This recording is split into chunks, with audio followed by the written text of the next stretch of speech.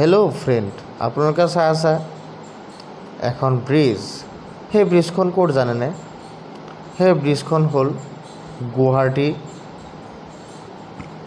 চাওক, গুৱাহাটীৰ ব্ৰিজখন এনেকুৱা নহয় আপোনালোকে ভাবি আছে, কিন্তু নাই, এইটো সঁচা কথা।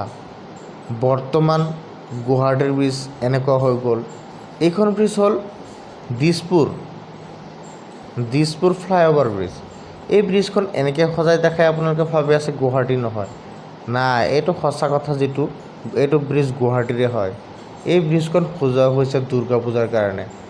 দুৰ্গা পূজাৰ সময়ত এনেকৈ ব্ৰিজখন সজায়, আৰু এনেকৈয়ে সজায় ধুনীয়াকৈ, যাতে দেখাত ধুনীয়া লাগে, মানুহে চাব আহে ব্ৰিজখন।